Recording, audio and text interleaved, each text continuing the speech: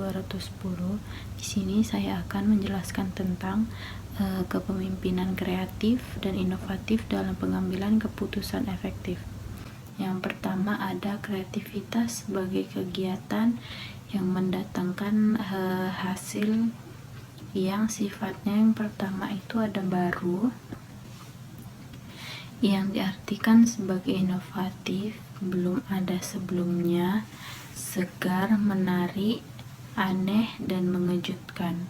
Yang kedua ada yang berguna, yang diartikan sebagai lebih enak, praktis, mempermudah, mendorong, mengembangkan, mendidik, memecahkan masalah, mengurangi hambatan,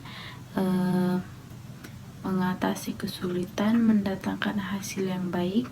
Yang ketiga ada dapat dimengerti, yang diartikan hasil yang sama dapat dimengerti dan dapat dibuat di lain waktu, atau sebaliknya peristiwa-peristiwa yang terjadi begitu saja tak dapat dimengerti, tidak dapat diramaikan atau tidak dapat diulangi.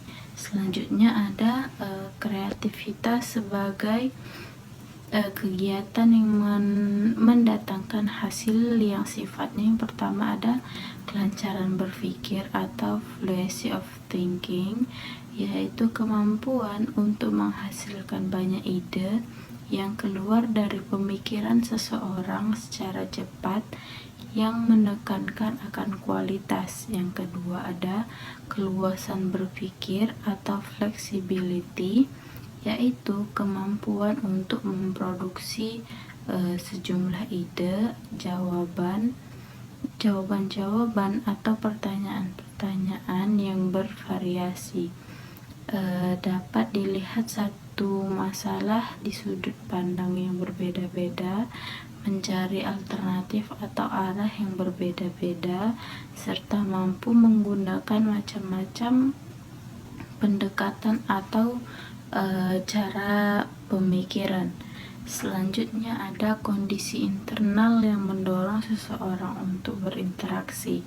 Yang pertama ada kebutuhan terhadap pengalaman, adalah kemampuan menerima segala sumber informasi dari pengalaman hidupnya sendiri dengan menerima apa adanya, tanpa adanya usaha defense,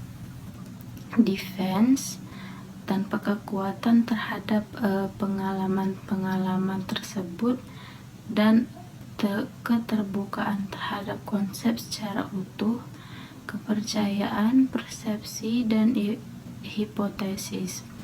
Dengan demikian, individu kreatif adalah individu yang mampu menerima perbedaan. Selanjutnya ada kemampuan untuk menilai situasi sesuai dengan patokan pribadi seseorang atau internal locus of evaluation.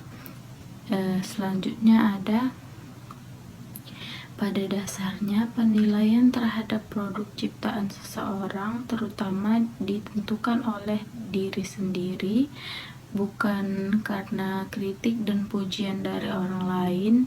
Walaupun demikian, individu tidak menutup dari kemungkinan masukan dan kritik dari orang lain untuk kritik orang lain atau bermain dengan kemampuan untuk bereksperimen. Selanjutnya ada pemimpin inovatif. Inovasi adalah sarana untuk menjawab tantangan perubahan. Tugas seorang pemimpin adalah mengamati perubahan itu dan menyiapkan diri yang akan terjadi. Pemimpin harus tahu konteks situasi dari intuisi yang dia pemimpin. Setiap gagasan atau ide harus dipelajari secara mendalam sehingga inovasi dan gagasan baru yang muncul terarah dan selanjutnya realistis. Di sini kecenderungan melihat masa depan atau visi adalah kunci utama keberhasilan seorang pemimpin. Inovasi terus-menerus tiada henti pasti akan membawa kebaikan bagi dirinya dan organisasi. Selanjutnya ada beberapa cara menjadi pemimpin yang inovatif. Yang pertama itu memiliki visi. Ini adalah syarat mutlak bagi pemimpin maupun inovasi dari lahir. Visi dan misi yang jelas, terukur, dan memiliki tujuan atau saran.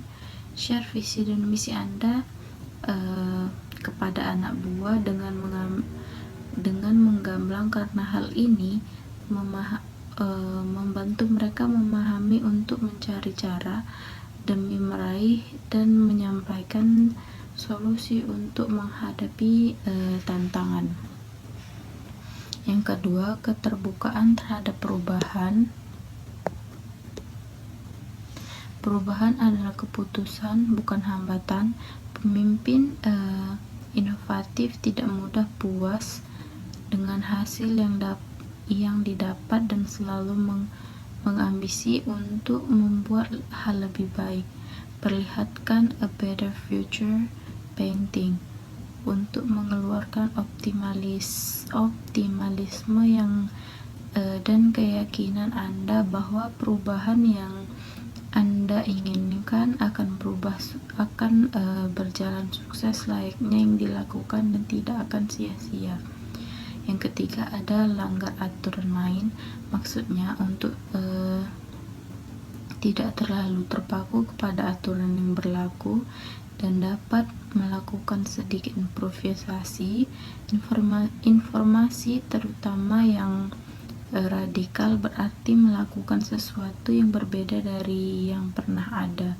Oleh karena itu, pikiran literal yang menghasilkan cara-cara baru dalam menciptakan dan menjalankan inovasi sangat dibutuhkan. Selanjutnya yang keempat, mencari alternatif. Himbauan dari Anda dan anak buah untuk melakukan dua hal. Pertama, melakukan pekerjaannya dengan selektif mungkin, dan kedua dengan melakukan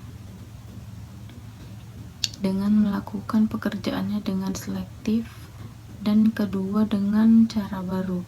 Arahkan mereka untuk berpikir dan mempertanyakan kembali peran dan cara kerja mereka, sehingga berpikir mereka tidak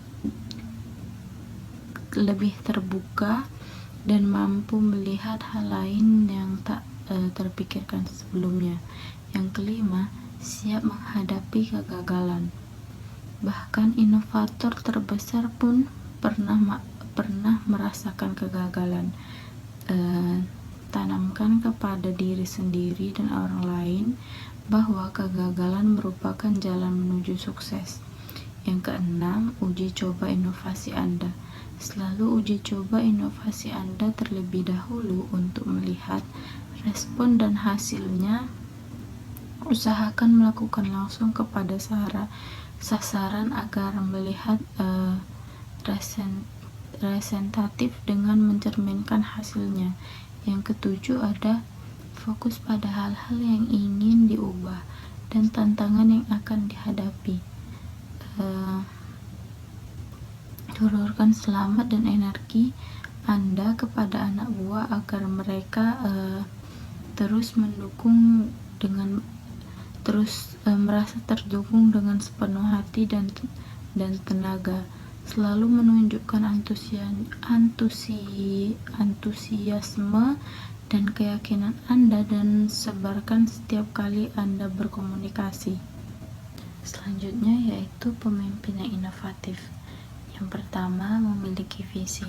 Ini adalah syarat mutlak bagi pemimpin maupun inovasi lahir dari visi dan misi yang jelas, terukur, dan memiliki tujuan atau saran. Share visi dan misi Anda kepada anak buah dengan gamblang, karena hal ini mengalami mereka untuk mencari cara demi meraihnya dan menyiapkan solusi untuk menghadapi tantangannya.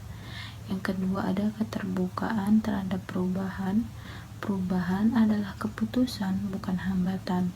Pemimpin inovatif tidak mudah puas dengan hasil yang didapat, yang selalu berambisi untuk membuat lebih baik. Perlihatkan a better future painting untuk mengeluarkan optimalisme dan keyakinan Anda bahwa perubahan yang Anda inginkan akan berbuah sukses, layak dilakukan, dan tidak akan sia-sia. Yang ketiga ada langgar aturan main. Maksudnya untuk tidak terlalu terpaku kepada aturan yang berlaku dan dapat melakukan sedikit improvisasi, inovasi terutama yang radikal, berarti melakukan sesuatu yang berbeda dari yang pernah ada. Oleh karena itu, literal yang menghasilkan cara-cara baru dalam menciptakan, menjalankan inovasi yang dibutuhkan. Yang keempat ada mencari alternatif. Himbauan dari Anda dan anak buah untuk melakukan dua hal. Pertama, melakukan pekerjaan dengan selektif mungkin, dan yang kedua dengan cara yang baru.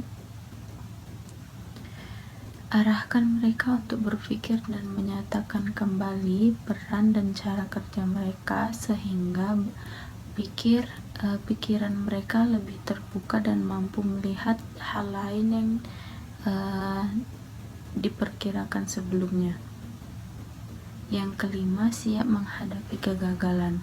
Bahkan inovator sebesar apapun merasakan kegagalan. Tanamkan kepada diri sendiri atau orang lain bahwa kegagalan merupakan menuju sukses. Yang keenam, uji coba inovasi. Selalu diuji coba inovasi dan terlebih dahulu untuk melihat respon dan hasilnya. Usahakan melakukannya kepada sasaran agar lebih representatif dan mencerminkan hasil sebenarnya. Yang ketujuh ada fokus pada hal-hal yang ingin diubah dan tantangan yang akan dihadapi. Tularkan semangat dan energi Anda kepada anak buah agar mereka turut mendukung Anda dengan sepenuh hati dan tenaga. Selalu menunjukkan antusiasme dan keyakinan Anda dan sebarkan setiap kali Anda berkomunikasi. Selanjutnya ada ciri-ciri pemimpin inovatif. Yang pertama ada memiliki passion. Dia fokus pada hal-hal yang ingin diubah, tantangan yang ada, serta strategi untuk menghadapi tantangan-tantangan tersebut. Passion akan membuat seseorang memilih pemimpin tetap berenergi dan menyemangati timnya. Bahkan dalam kondisi terpuruk sekalipun, passion akan mendorong pemimpin mencapai mimpinya. Yang kedua, memiliki visi dan tujuan inovasi. Pemimpin tidak bisa mengharapkan timnya bisa berinovasi jika mereka tidak memiliki arah tujuan organisasi. Pemimpin yang besar banyak menghabiskan waktu untuk menggambar visi dan tujuan organisasi serta tantangan yang menghadangnya. Mereka mampu menginspirasi banyak orang untuk menjadi sukses dengan mengandalkan inovasi. Yang ketiga, memandang perubahan sebagai tantangan. Pemimpin yang inovatif memiliki ambisi dan tak pernah puas dengan kondisi nyaman. Mereka kerap menyuarakan perubahan bagi mereka dan diam atau berpuas diri dengan kondisi saat ini. Lebih beresiko ketimbang menjadi sesuatu yang baru. Mereka akan terus mencari kesempatan untuk membesarkan organisasinya. Yang keempat, berani bertindak di luar aturan. Untuk berinovasi, tak jarang seorang pemimpin perlu menantang aturan yang ada. Bisnis itu ibarat seni. Perusahaan dituntut untuk kreatif mencari cara-cara baru demi memuaskan pelanggan. Yang kelima, tidak takut gagal. Pemimpin yang inovatif menganggap kegagalan sebagai bagian dan perjalanan untuk mencapai kesuksesan. Ia cenderung melihat hal ini dan potensi yang dimiliki untuk organisasinya, bukan hanya melihat besar biaya operasional. Yang keenam, mau berkolaborasi. Kolaborasi menjadi bagian kunci bagi banyak pemimpin untuk sukses dengan inovasi. Ketika mereka menemukan bahwa sumber daya yang mereka miliki kurang memadai untuk mencapai tujuan organisasi, mereka akan menutup kemungkinan untuk berpartner dengan pihak lain.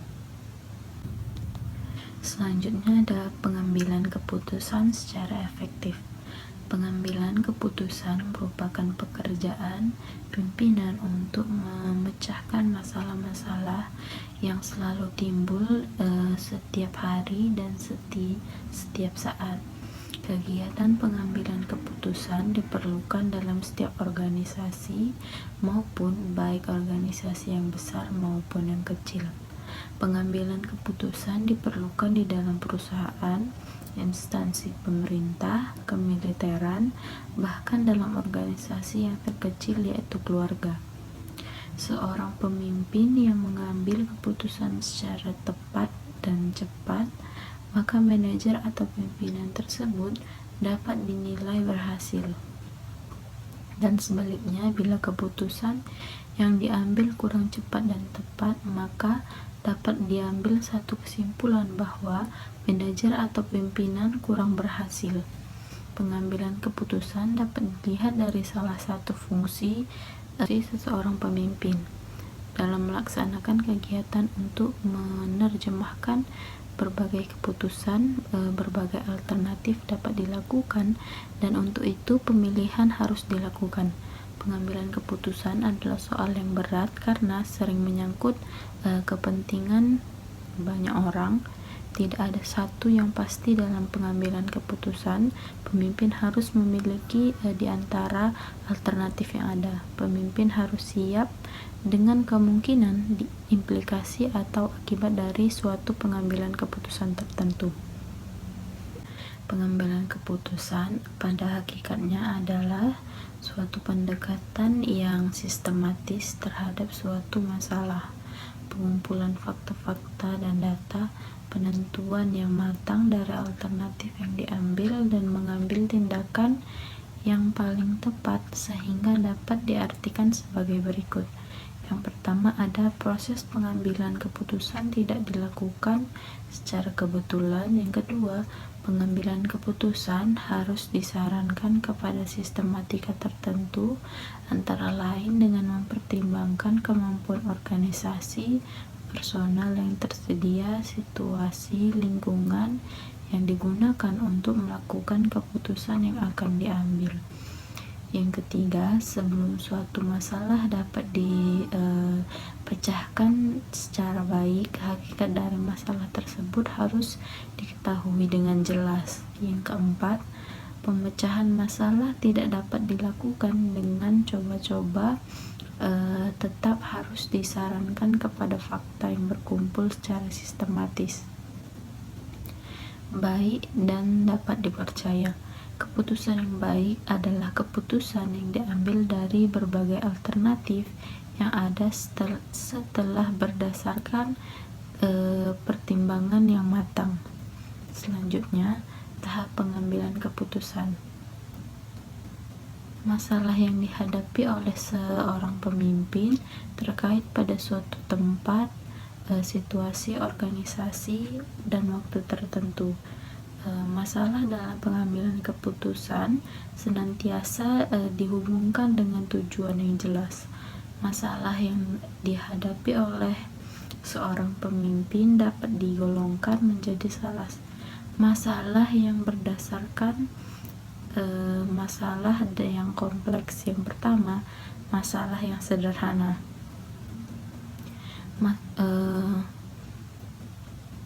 Masalah adalah yang mengandung ciri-ciri kecil, berdiri sendiri, dan kurang atau tidak mempunyai kaitan dengan masalah ini. Pemecahannya biasanya tidak memerlukan pemikiran yang luas, tapi cukup dilakukan secara individu yang umumnya berdasarkan pengalaman, informasi yang terjadi dan sesuai wewenang pada jabatan. Selanjutnya, masalah yang kompleks, yaitu masalah yang mempunyai ciri-ciri besar, tidak berdiri sendiri, berkaitan dengan masalah-masalah lain, dan mempunyai akibat yang luas. Pemecahan umumnya dilakukan bersama antara pimpinan dengan stafnya. Selanjutnya ada tahapan pengambilan keputusan. Masalah yang diambil oleh seorang pemimpin terikat pada satu tempat, situasi, orang, dan waktu tertentu. Masalah dalam pengambilan keputusan senantiasa dihubungkan dengan tujuan yang jelas. Masalah yang dihadapi oleh seorang pemimpin dapat digolongkan menjadi masalah yang sederhana dan masalah yang kompleks. Yang pertama, masalah sederhana adalah masalah yang mengandung ciri-ciri kecil, berdiri sendiri, dan tidak atau kurang mempunyai kaitan dengan masalah lain. Pemecahannya biasanya memerlukan pemikiran yang luas, tetapi cukup dilakukan secara individu, yang umumnya berdasarkan pengalaman, informasi yang sederhana, dan wewenang yang melekat pada jabatan. Selanjutnya ada masalah yang kompleks, yaitu masalah yang mempunyai ciri-ciri besar, tidak berdiri sendiri, berkaitan dengan masalah-masalah lain, dan mempunyai akibat yang luas. Pemecahan umumnya dilakukan bersama antara pemimpin dengan stafnya. Selanjutnya ada berdasarkan faktor. Penyebab masalah yang dihadapi dapat berupa masalah yang jelas menyebabkan dan masalah yang tidak jelas penyebabnya. Yang pertama, masalah yang jelas penyebabnya. Faktor penyebabnya jelas, bersifat rutin, dan biasanya timbul berulang-ulang, sehingga pemecahannya dapat dilakukan dengan proses pengambilan keputusan yang bercorak rutin dan yang dilakukan. Proses pengambilan keputusan pada dasarnya telah ditentukan langkah-langkah tertentu, relatif, mudah untuk diperhitungkan, serta hasil serta akibat-akibatnya. Yang selanjutnya, masalah yang tidak jelas penyebabnya, yaitu masalah yang timbul sebagai kasus yang menyimpang dari masalah organisasi yang bersifat umum. Faktor penyebabnya tidak jelas. Teknik pengambilan keputusan disebut programmed discuss making technique, di mana perlakuan informasi tambahan, analisa, daya cipta, pertimbangan, serta nilai kasus. Selanjutnya ada 7 langkah dalam usaha memecahkan masalah dengan mempergunakan teknik ilmiah. Yang pertama, mengetahui hakikat daripada masalah yang dihadapi atau mengidentifikasikan masalah yang dihadapi itu dengan setepat-tepatnya. Yang kedua, mengumpulkan fakta dan data yang relevan. Yang ketiga, mengelola fakta dan data tersebut. Yang keempat, menentukan beberapa alternatif yang mungkin ditempuh. Yang kelima, memilih cara pemecahan dari alternatif-alternatif yang telah diolah dengan matang. Yang keenam, memutuskan tindakan apa yang hendak dilakukan. Yang ketujuh, menilai hasil-hasil yang diperoleh sebagai akibat daripada keputusan yang telah diambil. Selanjutnya itu dasar pendekatan dari pengambilan keputusan. Yang pertama ada intuisi. Pengambilan keputusan yang didasarkan atas intuisi atau perasaan memiliki sifat subjektif sehingga mudah terkena pengaruh. Pengambilan keputusan berdasarkan intuisi ini mengandung beberapa keuntungan dan kelemahan. Yang kedua ada pengalaman. Pengambilan keputusan berdasarkan pengalaman memiliki manfaat bagi pengetahuan praktis. karena pengalaman seorang dapat memperkirakan keadaan sesuatu yang dapat dihitungkan untung ruginya terhadap keputusan yang akan dihasilkan.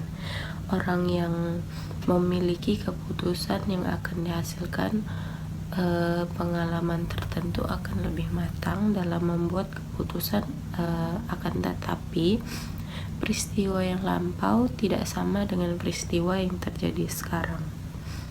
Yang ketiga ada fakta.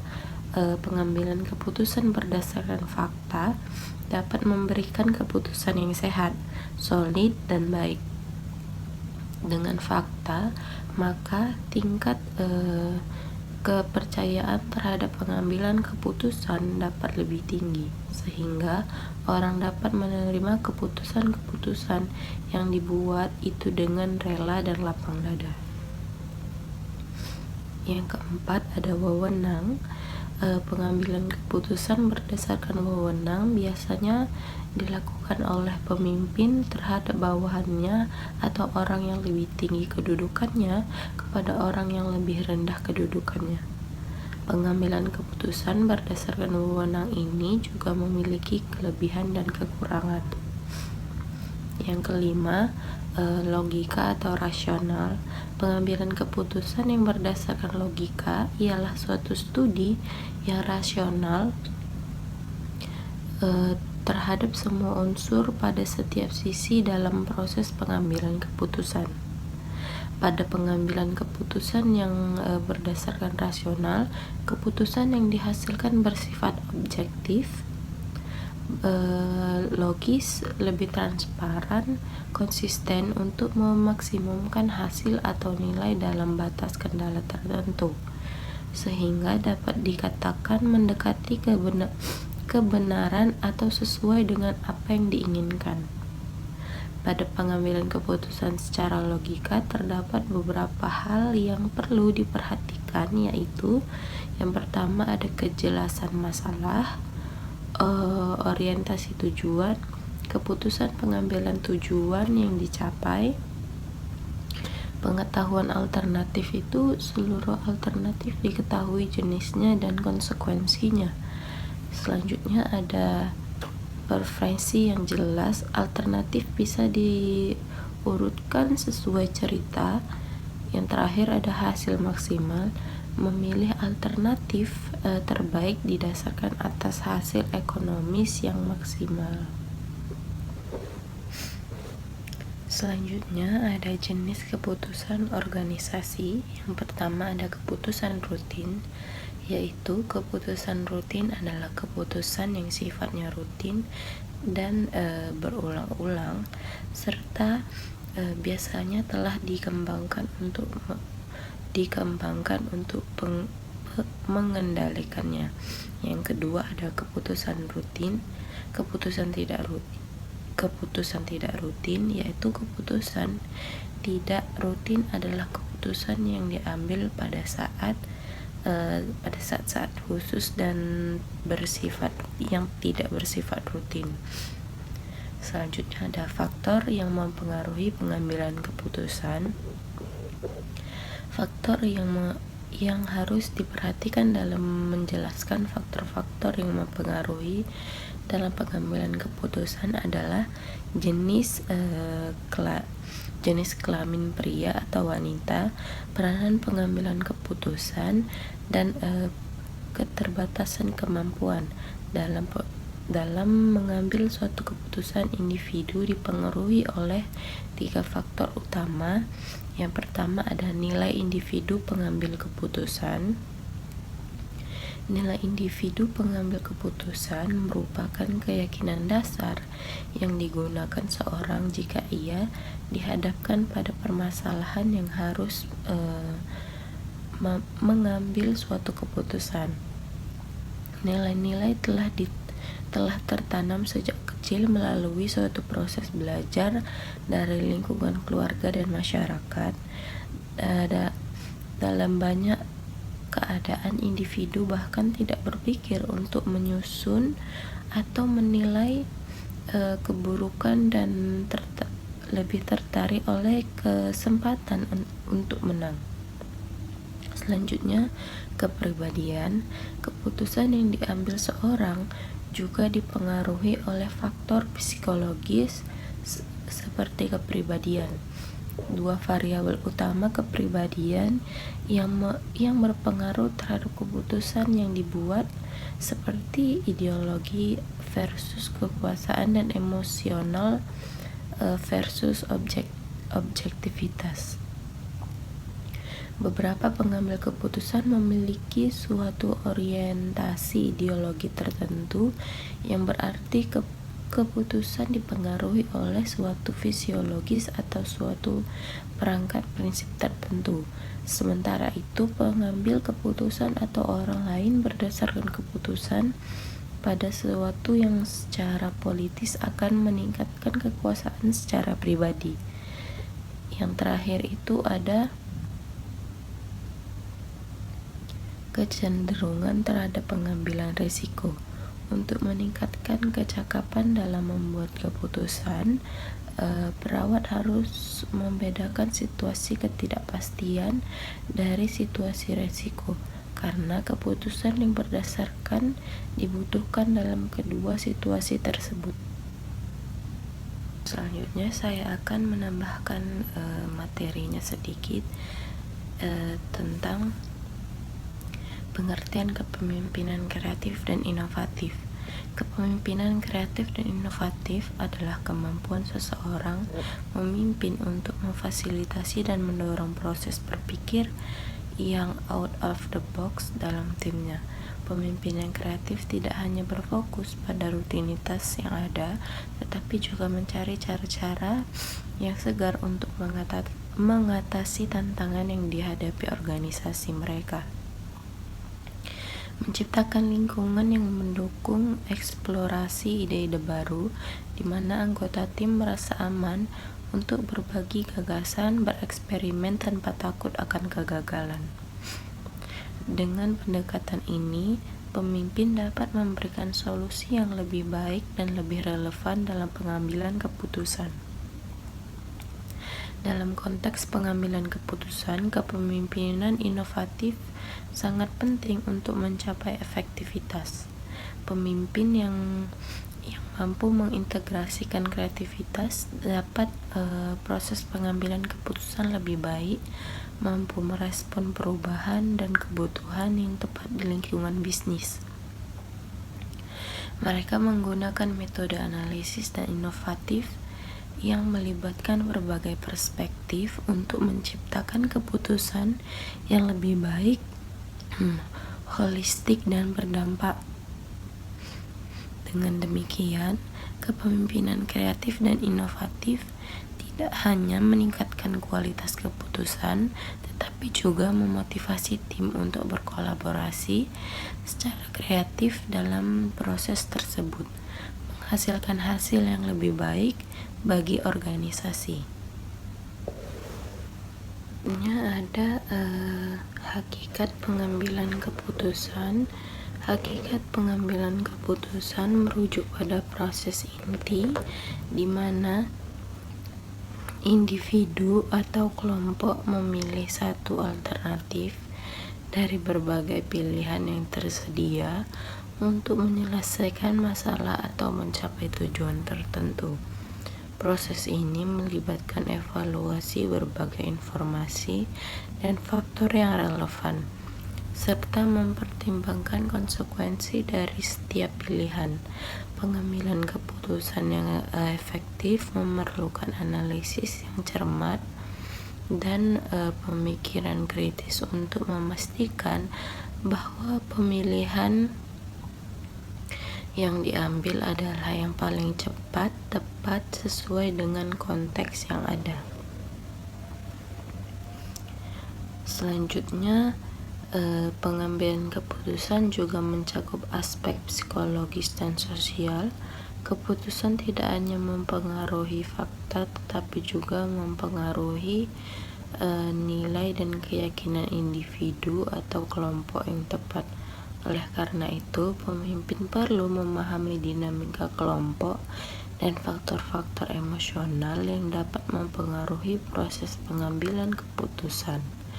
Dengan menyadari aspek ini, pengambilan keputusan dapat dilakukan dengan baik, menghasilkan solusi yang tidak hanya efektif secara logis, tapi juga dapat diterima oleh semua pihak yang terlibat. Yang pertama ada proses pengambilan keputusan tidak dilakukan secara kebetulan. Proses pengambilan keputusan yang efektif harus dilakukan dengan pendekatan yang sistematis dan terencana, bukan secara sembarangan. Hal ini mencakup identifikasi masalah yang jelas, pengumpulan informasi yang relevan, dan analisis dari berbagai opsi yang ada. Dengan mengikuti langkah-langkah yang terstruktur, individu atau kelompok dapat mengurangi risiko kesalahan dalam keputusan dan memastikan bahwa pilihan yang diambil didasarkan pada data yang akurat. Selanjutnya, ketika keputusan diambil dengan cara sistematis, proses tersebut juga menciptakan transparansi dan akuntabilitas, serta langkah dalam proses pengambilan keputusan dapat direview dan dievaluasi, sehingga jika diperlukan, tindakan perbaikan dapat dilakukan. Dengan demikian, pendekatan yang terencana tidak hanya meningkatkan kualitas keputusan, tetapi juga membangun kepercayaan di antara anggota tim atau pemangku kepentingan tersebut. Yang kedua, pengambilan keputusan harus didasarkan pada informasi yang sistematis. Informasi yang akurat dan relevan adalah kunci dalam proses pengambilan keputusan. Pemimpin atau mengambil keputusan perlu mengumpulkan data yang diperlukan dari berbagai sumber untuk mendapatkan gambaran yang jelas tentang situasi yang dihadapi. Dengan memanfaatkan informasi dan sistematis, pengambilan keputusan dapat menganalisis beberapa faktor yang mempengaruhi hasil keputusan. Selain itu, penting juga untuk mempertimbangkan perspektif yang berbeda saat mengumpulkan informasi. Dengan melibatkan berbagai pihak, pengambilan keputusan dapat mendapatkan wawasan yang lebih luas dan mengurangi potensi bias. Proses ini membantu memastikan bahwa keputusan yang diambil lebih komprehensif dan mencakup berbagai sudut pandang, sehingga meningkatkan kemungkinan keberhasilan dalam implementasinya. Yang ketiga, sebelum memutuskan, harus memahami masalah yang diambil. Sebelum mengambil keputusan, penting untuk memahami dengan mendalami masalah yang dihadapi. Pengambilan keputusan harus mengidentifikasi akar penyebab masalah dan konteks di mana keputusan tersebut. Dengan pemahaman yang dalam, pengambilan keputusan akan lebih mampu mengevaluasi opsi yang ada dan membuat pilihan yang tepat. Proses ini juga melibatkan diskusi yang refleksi di antara anggota tim atau pemangku kepentingan yang relevan. Dengan mendengarkan berbagai pendapat dan perspektif, pengambilan keputusan dapat memperkaya analisis masalah yang ada. Dengan demikian, pemahaman yang baik tentang masalah akan menghasilkan keputusan yang lebih efektif dan relevan. Yang keempat, alternatif yang diambil harus dapat diterima oleh semua pihak. Setelah mengevaluasi berbagai opsi, keputusan yang diambil harus dapat diterima oleh semua pemangku yang terlibat. Keterlibatan dan dukungan di antara anggota tim pemangku kepentingan sangat penting untuk memastikan bahwa keputusan dapat diimplementasikan dengan baik.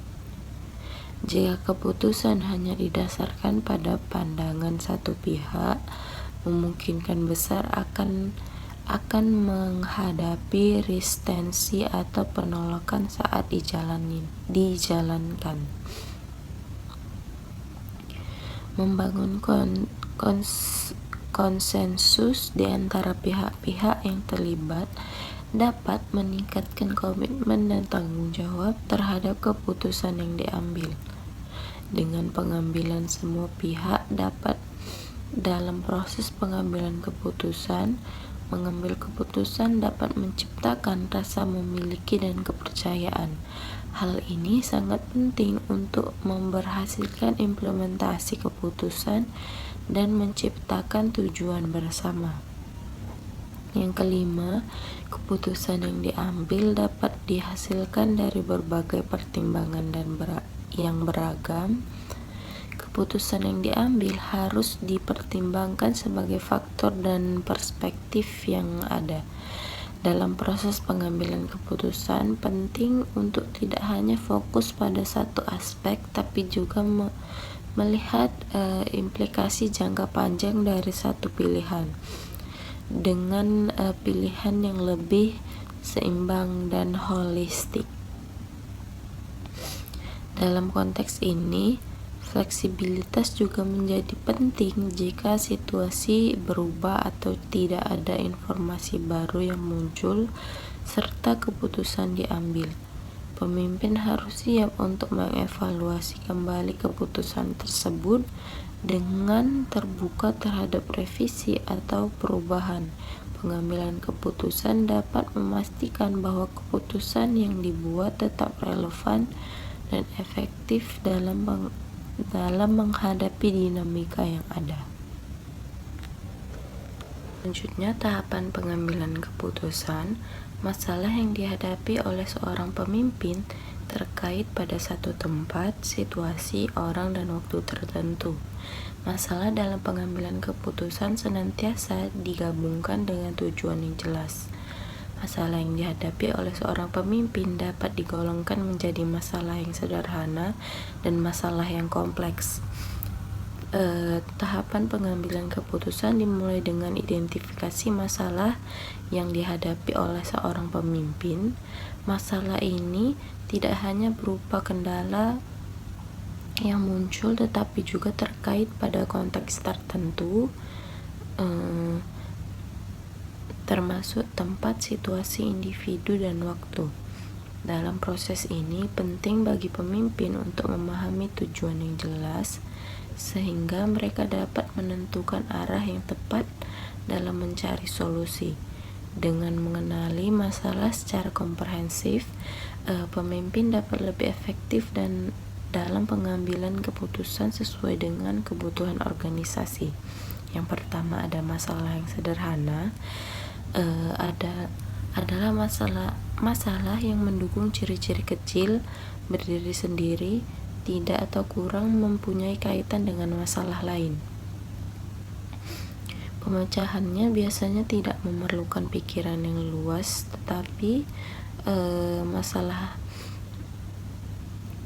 tetapi cukup dilakukan secara individu, yang umumnya berdasarkan pengalaman, informasi yang sederhana, dan wewenang yang melekat pada jabatan. Masalah sederhana biasanya memiliki karakteristik yang lebih kecil, berdiri sendiri, dan tidak memiliki banyak kaitan dengan masalah lain. Pemecahan masalah ini umumnya tidak memerlukan pendekatan yang mendalam dan seringkali dapat diselesaikan dengan menggunakan pengalaman, informasi, dan seringkali dapat diselesaikan dengan menggunakan pengalaman, informasi, wewenang yang melekat pada jabatan. Pendekatan ini memungkinkan pemimpin untuk membuat keputusan secara tepat dan efisien tanpa memerlukan kolaborasi yang melibatkan pihak banyak pihak. Yang kedua, masalah yang kompleks, yaitu masalah yang mempunyai ciri-ciri besar, tidak berdiri sendiri, berkaitan dengan masalah-masalah lain, dan mempunyai akibat yang luas. Pemecahannya umumnya dilakukan bersamaan antara pemimpin dengan stafnya. Di sisi lain, masalah kompleks memiliki ciri-ciri yang lebih besar dan sering dikaitkan dengan berbagai masalah lainnya. Pemecahan masalah yang kompleks biasanya memerlukan kolaborasi antara pemimpin dan staf, serta pendekatan yang lebih strategis. Dalam konteks ini, pemimpin harus melibatkan tim untuk mendapatkan perspektif yang lebih beragam, memastikan bahwa semua aspek yang relevan dipertimbangkan. Dengan cara ini, pengambilan keputusan menjadi lebih holistik dan dapat menghasilkan solusi yang lebih efektif, keberlanjutan, meningkatkan konsekuensi luas yang mungkin timbul dari keputusan tersebut. Pemimpin inovatif adalah individu yang memiliki kemampuan untuk memimpin dengan cara yang mendorong kreativitas dan inovasi dalam tim atau organisasi.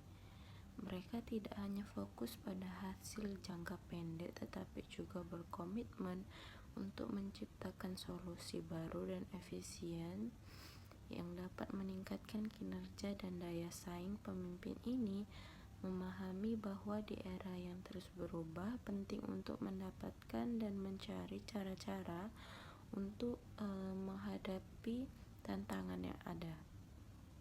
Dengan demikian, mereka menjadi pendorong utama perubahan dan kemajuan organisasinya. Salah satu ciri khas pemimpin inovatif adalah keterbukaan terhadap ide-ide baru. Mereka menciptakan lingkungan yang aman bagi anggota tim untuk berbagai gagasan dan bereksperimen tanpa takut akan kegagalan. Dalam konteks ini, pemimpin inovatif mendorong budaya kolaborasi dan komunikasi di mana semua suara didengar dan dihargai. Dengan memberikan ruang bagi kreativitas, mereka dapat merangsang inovasi yang dapat membawa organisasi ke tingkat yang lebih tinggi. Pemimpin inovatif juga memiliki kemampuan untuk melihat peluang di tengah tantangan. Mereka mampu memanfaatkan perubahan sebagai kesempatan untuk berinovasi dan mengambil potensi baru. Dengan berpikir strategis, mereka dapat meramalkan tren dan kebutuhan pasar yang akan datang, sehingga organisasi mereka dapat bersiap untuk menghadapi perubahan tersebut. Kemampuan ini tidak hanya memperkuat posisi organisasi, tetapi juga meningkatkan kepercayaan tim terhadap visi pemimpin. Akhirnya, pemimpin inovatif berkomitmen untuk terus belajar dan berkembang. Mereka menyadari bahwa inovasi bukan proses yang statis, melainkan sesuatu yang harus terus dirayakan dan disempurnakan. Dengan mengikuti perkembangan terbaru dalam industri dan teknologi, serta mengadopsi praktik terbaik, pemimpin inovatif dapat menjaga relevansi dan daya saing organisasi. Dalam hal ini, mereka bukan hanya pemimpin, tetapi juga pembelajar seumur hidup yang berusaha untuk menciptakan dampak positif bagi tim dan organisasi secara keseluruhan. Ada beberapa cara menjadi pemimpin yang inovatif. Yang pertama tuh memiliki visi. Ini adalah syarat mutlak bagi pemimpin manapun. Inovasi lahir dari visi dan misi yang jelas, terukur, dan memiliki tujuan atau sasaran. Share visi Anda kepada anak buah dengan gamblang karena hal ini mengilhami mereka untuk mencari cara demi meraih dan menyiapkan solusi untuk menghadapi tantangan. Terbuka terhadap perubahan. Perubahan adalah kebutuhan, bukan hambatan. Pemimpin inovatif tidak mudah puas dengan hasil yang didapat dan selalu membersamai untuk membuat lebih baik. Perlihatkan a better future painting untuk menularkan optimalisme dan keyakinan Anda bahwa perubahan yang Anda inginkan akan berubah sukses, yang layak dilakukan, dan tidak akan sia-sia. Selanjutnya yaitu pemimpin yang inovatif. Yang pertama, memiliki visi. Ini adalah syarat mutlak bagi pemimpin maupun inovasi lahir dari visi dan misi yang jelas, terukur, dan memiliki tujuan atau saran. Share visi dan misi Anda kepada anak buah dengan gamblang karena hal ini mengalami mereka untuk mencari cara demi meraihnya dan menyiapkan solusi untuk menghadapi tantangannya. Yang kedua ada keterbukaan terhadap perubahan. Perubahan adalah keputusan, bukan hambatan. Pemimpin inovatif tidak mudah puas dengan hasil yang didapat, yang selalu berambisi untuk membuat lebih baik. Perlihatkan a better future painting untuk mengeluarkan optimalisme dan keyakinan Anda bahwa perubahan yang Anda inginkan akan berbuah sukses, layak dilakukan, dan tidak akan sia-sia. Yang ketiga ada langgar aturan main. Maksudnya untuk tidak terlalu terpaku kepada aturan yang berlaku dan dapat melakukan sedikit improvisasi. Inovasi terutama yang radikal berarti melakukan sesuatu yang berbeda dari yang pernah ada. Oleh karena itu, literal yang menghasilkan cara-cara baru dalam menjalankan inovasi yang dibutuhkan. Yang keempat ada mencari alternatif. Himbauan dari Anda dan anak buah untuk melakukan dua hal. Pertama, melakukan pekerjaan dengan selektif mungkin, dan yang kedua dengan cara yang baru. Arahkan mereka untuk berpikir dan menyatakan kembali peran dan cara kerja mereka sehingga pikiran mereka lebih terbuka dan mampu melihat hal lain yang diperkirakan sebelumnya. Yang kelima, siap menghadapi kegagalan. Bahkan inovator sebesar apapun merasakan kegagalan. Tanamkan kepada diri sendiri atau orang lain bahwa kegagalan merupakan menuju sukses. Yang keenam, uji coba inovasi. Selalu diuji coba inovasi dan terlebih dahulu untuk melihat respon dan hasilnya. Usahakan melakukannya kepada sasaran agar lebih representatif dan mencerminkan hasil sebenarnya. Yang ketujuh ada fokus pada hal-hal yang ingin diubah dan tantangan yang akan dihadapi. Tularkan semangat dan energi Anda kepada anak buah agar mereka turut mendukung Anda dengan sepenuh hati dan tenaga. Selalu menunjukkan antusiasme dan keyakinan Anda dan sebarkan setiap kali Anda berkomunikasi. Selanjutnya ada ciri-ciri pemimpin inovatif. Yang pertama ada memiliki passion. Dia fokus pada hal-hal yang ingin diubah, tantangan yang ada, serta strategi untuk menghadapi tantangan-tantangan tersebut. Passion akan membuat seseorang pemimpin tetap berenergi dan menyemangati timnya. Bahkan dalam kondisi terpuruk sekalipun, passion akan mendorong pemimpin mencapai mimpinya. Yang kedua, memiliki visi dan tujuan inovasi. Pemimpin tidak bisa mengharapkan timnya bisa berinovasi jika mereka tidak memiliki arah tujuan organisasi. Pemimpin yang besar banyak menghabiskan waktu untuk menggambar visi dan tujuan organisasi serta tantangan yang menghadangnya. Mereka mampu menginspirasi banyak orang untuk menjadi sukses dengan mengandalkan inovasi. Yang ketiga, memandang perubahan sebagai tantangan.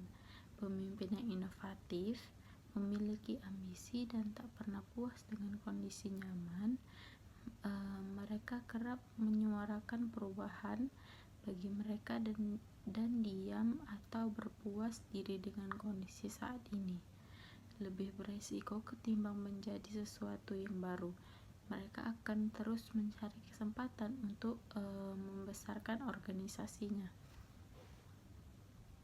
Yang keempat, berani bertindak di luar aturan. Untuk berinovasi, tak jarang seorang pemimpin perlu menantang aturan yang ada. Bisnis itu ibarat seni. Perusahaan dituntut untuk kreatif mencari cara-cara baru demi memuaskan pelanggan. Yang kelima, tidak takut gagal. Pemimpin yang inovatif menganggap kegagalan sebagai bagian dan perjalanan untuk mencapai kesuksesan.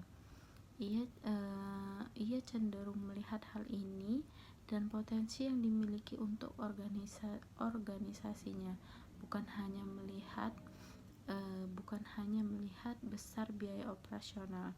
Yang keenam, mau berkolaborasi.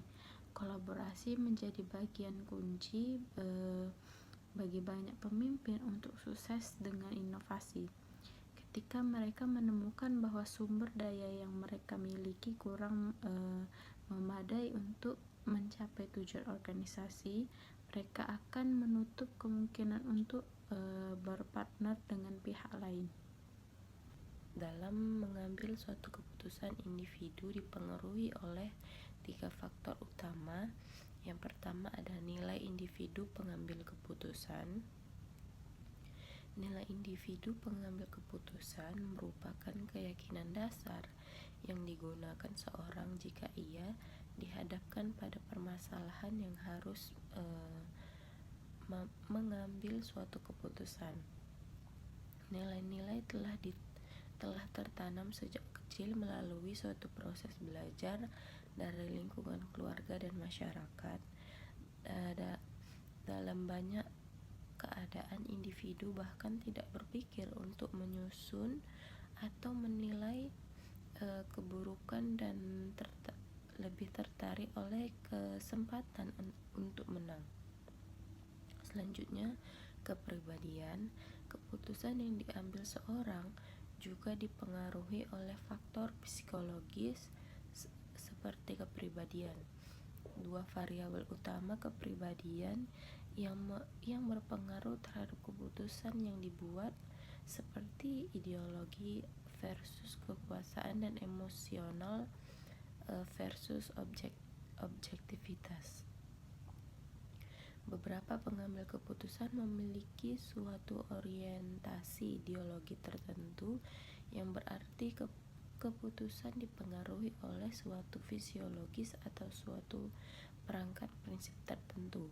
Sementara itu, pengambil keputusan atau orang lain berdasarkan keputusan pada sesuatu yang secara politis akan meningkatkan kekuasaan secara pribadi. Yang terakhir itu ada kecenderungan terhadap pengambilan risiko. Untuk meningkatkan kecakapan dalam membuat keputusan, perawat harus membedakan situasi ketidakpastian dari situasi resiko, karena keputusan yang berdasarkan dibutuhkan dalam kedua situasi tersebut. Hanya itu saja yang bisa saya sampaikan. dan saya jelaskan tentang kepemimpinan kreatif dan inovatif dalam pengambilan keputusan yang efektif. Dengan begitu, berakhir video ini saya ucapkan terima kasih dan maaf jika ada salah kata. Wassalamualaikum warahmatullahi wabarakatuh.